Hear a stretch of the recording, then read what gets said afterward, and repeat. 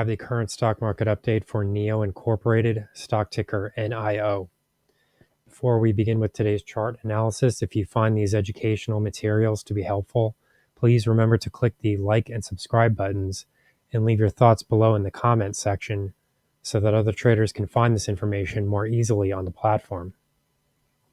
So what we're looking at here is the 1 hour time frame. Each candle on this price chart is a 1 hour trading period. And I have not changed any of the prior chart markings here. All of the arrows are exactly the same as you saw them in the prior video. So as we can see here, there is a very clear and orderly progression here, which has developed right around a key area of resistance. And we are now starting to see share prices move in the downward direction en route to a test of support, which appears to be coming right around $4.96. So, we're obviously not fortune tellers here and everything like that, but this is really proceeding in a very orderly manner here, where it has been quite predictable. In the most recent video, what we were looking at was for the possibility that share prices would be breaking through this 61.8% Fibonacci retracement of this most recent trending movement here. So essentially, this would be the price movement from $4.96 down here to $6.03. And as we can see here, the comment that was being made yesterday was that, this was sort of a period of consolidation right around the 61.8% retracement.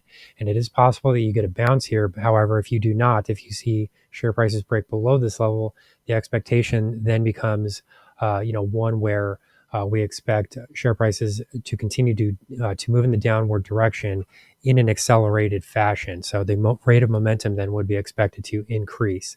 And as we can see, this is what occurred here. This was the major price level to watch. Share prices did convincingly break below here. And then once that happened, the overall momentum condition did clearly skew forcefully into the bearish direction.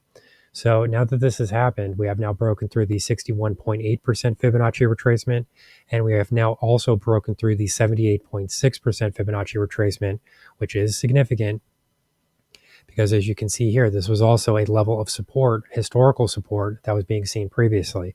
So this was not simply a Fibonacci support zone. This was also a historical support zone as well. So we have two different breaks here, clearly in the downside direction, and we also have hourly closes below there as well.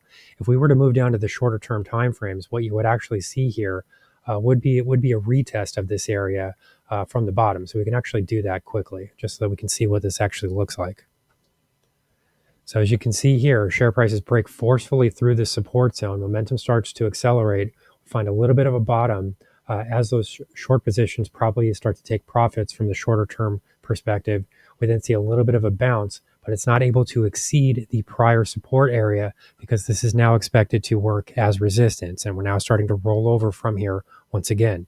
So these are very orderly price movements here. I mean, this is not a huge mystery. This is not surprising.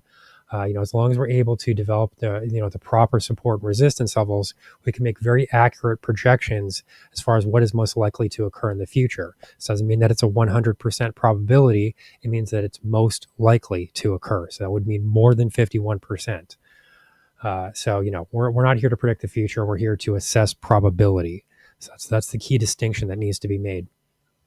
A lot of people in the comments like to say things like, you were right or you were wrong or whatever. And those people just really don't understand basic math. For example, let me give you an example of a sort of a stupid math joke. Sometimes people will say something stupid like 85% of the time it happens every time. Okay. Do you get the joke? I mean, it should be clear. It's not, if something happens 85% of the time, it's not 100% of the time. It doesn't happen every time. It's sort of a play on words a little bit. It only happens 85% of the time. It never happens every time. Nothing ever happens every time. So, what we're doing here is we're assessing probabilities. People often come into the comment section and they'll make comments like, you were wrong and I was right. I had this correct and you had it wrong the whole time. None of that is the correct way of looking at this. Nobody is ever right or wrong. All you can really do is assess probability. And if you're able to do that correctly the majority of the time, you will be a successful trader. None of this is about predicting the future. And that's really something that people miss. So when people say things like, I was right and you were wrong and things like that, that's how you know who the idiot in the room is. That person is the idiot. They're not getting this at all. There's no prediction here. This doesn't work like that. This is not, this is an assessment of probability. So what we're looking at currently is a share price movement that does look to be en route to a retest of $4.96. This is the next support level to the downside. Now, is it possible that there could be some buying activity here right around the $5 mark? A lot of that type of buying activity tends to be related to options purchases, so it is perfectly reasonable as something like that could occur.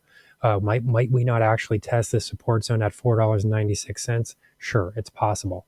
But this is the next major level of support to be found to the downside, and this is an area that has been tested on multiple occasions. As we can see here, there are several tests here. So, previously that $5 level did not hold up. We did see share prices fall through there. So, it's definitely possible that could happen again because it has happened in the past. So if this does occur again, the stock is in major trouble at this point. And for everybody that was saying, it doesn't matter, just buy anything below $10 per share. Well, that also misses huge aspects of the equation as well, because if we look at the, this broader trend wave movement from 368 to $7.70, we can see that the stock has retraced now roughly 2/3 of its value. So, not only, if you buy in at these upper levels, let's say anything below $10 is okay to purchase. So let's say you buy in at $7.50. What you're doing here is you're adding losses to what might otherwise be a positive position.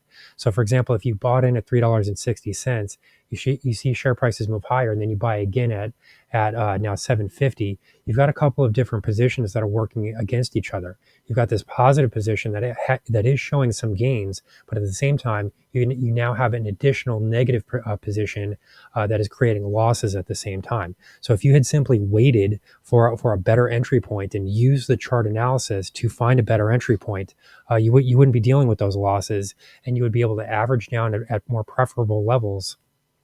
Then you would actually be able to make more money in the process. So this is how this actually works. It does need to be well-reasoned and non-biased, and we can't be, cult members that are just buying into a stock at any level. It's not how this works. You need to approach this in a rational manner, because if you don't do that, you won't be trading very long because you'll be bankrupt. Here's the current market analysis for NIO Incorporated, stock ticker NIO.